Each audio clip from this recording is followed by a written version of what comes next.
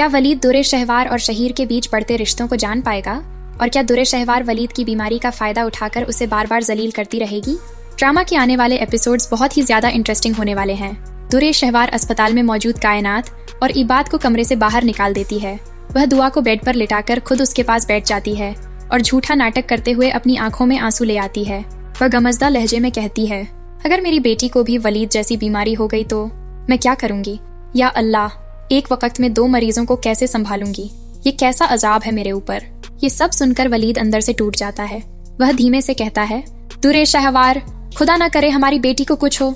ऐसी बातें क्यों कर रही हो? दुर्रे शहवार गुस्से से कहती है, वलीद आप चुप ही रहें। आपको कहा था अपना इलाज कराओ, लेकिन आपको तो औलाद की जल्दी थी। अब देख लो बच्ची कितनी बीमार हो गई है। सब आपकी जिद का नतीजा है। ये सुनकर वलीद शर्मिंदगी से खामोश हो जाता है और कमरे से बाहर निकल जाता है।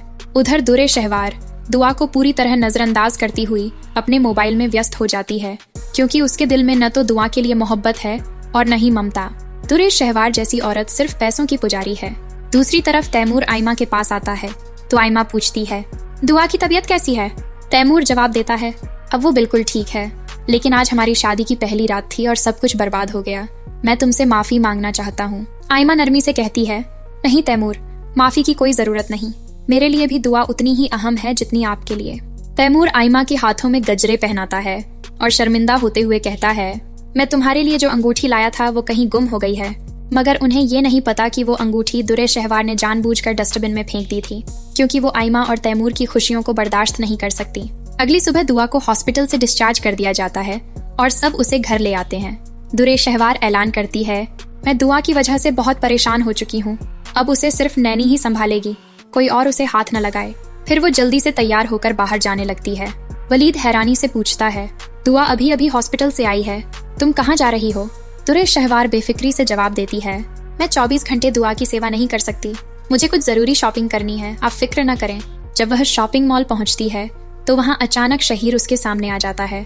शहीर उसका पीछा करते हुए वहाँ पहुंच जाता है। वह मुस्कुराकर कहता है, दुर्रे शहवार कैसी हो? दुर्रे शहवार चौंक कर कहती है, तुम यहाँ क्या कर रहे हो? शहीर फौरन कहता है, अब मैं इतना काबिल हो चुका हूँ कि तुम जो मांगो दे सकता हूँ। वो हार याद है?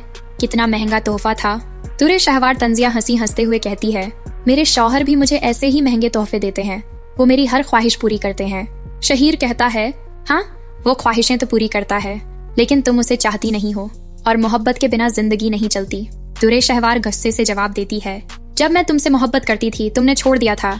अब मैं बेवकूफ नहीं हूँ कि तुम्हारे लिए अपना घर तबाह कर दूं। मेरी जिंदगी से निकल जाओ। ये कहकर वो शहीर को धक्का देती है और वहाँ से चली जाती है। लेकिन शहीर दिल ही दिल में ठान लेता है कि वो दुर्रे शहवार की जिंदगी में वापस आकर ही रहेगा। तो दोस्तों, आपका क्या ख्याल है? क्या शहीर वाकई दुर्रे शहवार की जिंदगी को बर्बाद कर देगा या नहीं? अपनी राय हमें कमेंट्स में जरूर दीजिएगा।